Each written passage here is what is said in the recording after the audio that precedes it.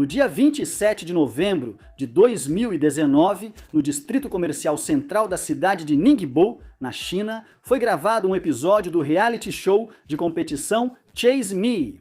A proposta de Chase Me era relativamente simples. Celebridades tentavam fugir de atletas profissionais em um percurso de obstáculos futurista.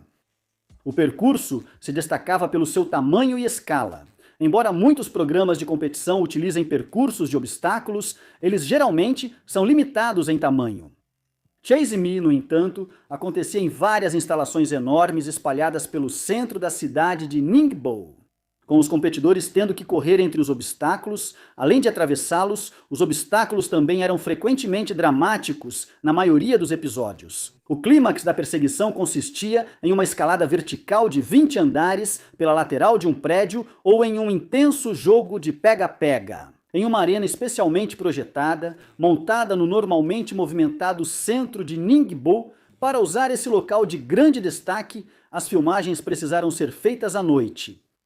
O drama foi acrescentado ao evento com o uso de gráficos e figurinos futuristas, e o programa frequentemente enfatizava o quanto era fisicamente exigente.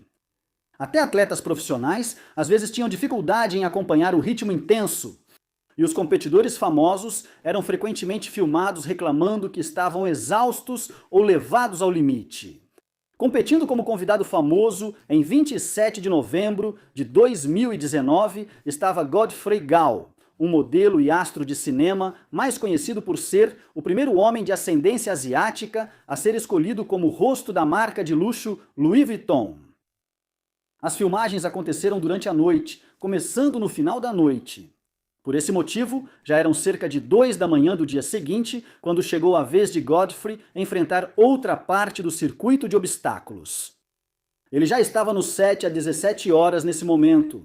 E embora ele não estivesse correndo ativamente durante todo esse tempo, ele e sua equipe haviam passado por uma noite exaustiva. Todos estavam exaustos, e um dos competidores foi obrigado a se retirar após torcer o tornozelo. Agora, Godfrey partiu mais uma vez, correndo em ritmo acelerado para se manter à frente de seus concorrentes. No início, seu desempenho foi forte, mas ao chegar a um ponto de controle, ele de repente vacilou e caiu no chão inconsciente. Os paramédicos foram chamados e tentaram reanimá-lo, enquanto ele era colocado em uma ambulância e levado às pressas para o hospital. Lá, os médicos trabalharam em Godfrey por quase 3 horas, antes de aceitarem que ele não podia ser salvo e o declararem morto. Ele faleceu de um ataque cardíaco súbito aos apenas 35 anos de idade. A morte de Godfrey foi investigada e concluiu-se que provavelmente foi causada por um problema de saúde pré-existente. No entanto, a administração de Chase Me também foi criticada. O programa não havia exigido exames médicos rigorosos e pressionou muito os competidores durante uma noite de gravação muito longa. A produtora responsável pelo programa cancelou imediatamente os episódios seguintes e emitiu um pedido de desculpas e uma admissão de responsabilidade. A morte de Godfrey Gao provocou um intenso debate sobre a possível regulamentação dos programas de auditório na China. Atualmente, a maioria dos programas de auditório gravados lá é responsável por se autorregular e gerenciar suas próprias medidas de segurança para os participantes. No dia 9 de março de 2015, as gravações de uma nova série de reality show francesa estavam acontecendo perto da cidade de Villa Castelli, na Argentina. O programa, ainda inédito, se chamava Dropped e era baseado em uma série sueca, já existente. A premissa de Dropped era simples. Celebridades participantes seriam deixadas em uma variedade de ambientes hostis e implacáveis, com equipamentos muito limitados. E tinham a tarefa não apenas de sobreviver, mas também de encontrar o caminho de volta para a civilização.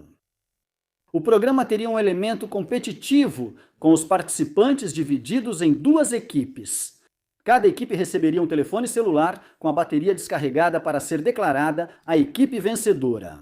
Eles simplesmente teriam que encontrar o caminho de volta para um lugar onde pudessem carregar o telefone e então usá-lo para fazer uma ligação.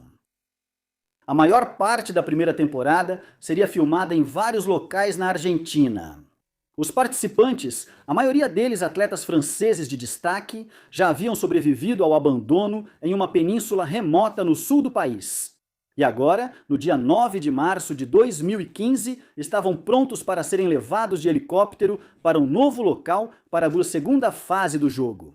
Por volta das 17, H-2 helicópteros decolaram, um 45 segundos após o outro, com vários participantes e membros da equipe de filmagem a bordo de cada um.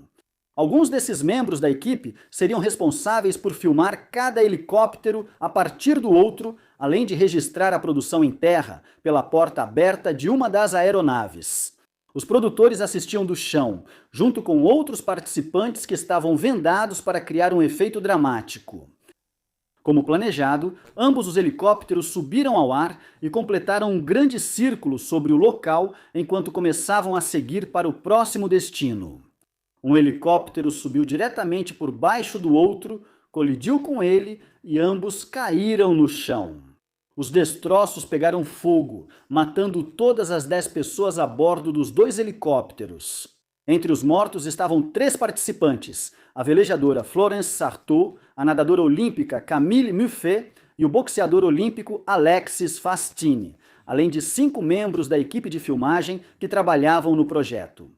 Lawrence Spasnik, Lucy Maidalbi, Volodya Guinard, Bryce Gilbert e Eduard Guilletz. Também morreram os 2 pilotos de helicóptero, Juan Carlos Castillo e Roberto Abate. O programa foi adiado e depois completamente cancelado, e os participantes restantes foram mandados para casa. As autoridades argentinas e francesas colaboraram em uma investigação para descobrir a causa do acidente. O relatório final deles observou que os helicópteros usados eram inadequados para filmagens. Um deles era exclusivo para emergências, mas foi inexplicavelmente emprestado a uma operadora de turismo. Os pilotos de helicóptero também não seguiram as regras normais de voo, como a regra que exigia que mantivessem outras aeronaves operando nas proximidades sempre à vista. Foi especulado na mídia que os pilotos, ambos experientes, haviam se distraído com as exigências das filmagens. No dia 22 de março de 2013, começaram as filmagens de uma nova temporada de um spin-off francês do popular programa americano Survivor, no Camboja.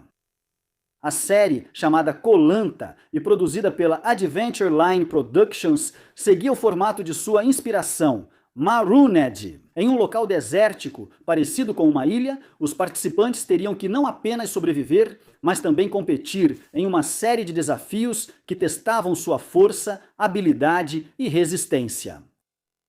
Os participantes formavam equipes, às vezes chamadas de tribos, com os competidores sendo eliminados gradualmente um por um até restar apenas um vencedor. Quem levaria para casa um prêmio de até 100 mil euros? Um dos participantes da edição que começou a ser gravada em 22 de março de 2013 seria Gerald Babin, de 25 anos, quando as filmagens começaram. Seu desempenho foi forte, ele e seus colegas de competição gravaram uma série de desafios. Depois de algum tempo, Gerald reclamou de cãibras e foi diagnosticado com desidratação. Ele recebeu água e continuou a gravação, mas sua dor só piorou com o passar do tempo.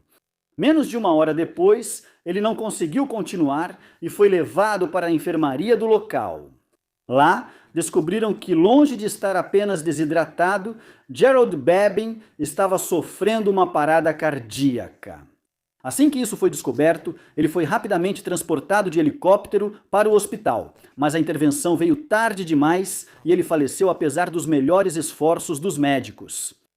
O médico presente no local que atendeu Gerald foi alvo de intenso escrutínio e houve muita especulação online sobre se o atendimento dele havia sido rápido e adequado.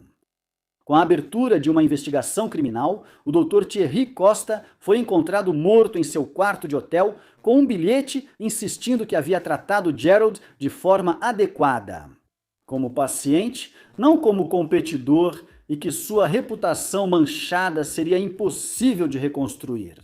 A produtora negou que o tratamento de Gerald tenha sido atrasado de qualquer forma por causa das filmagens.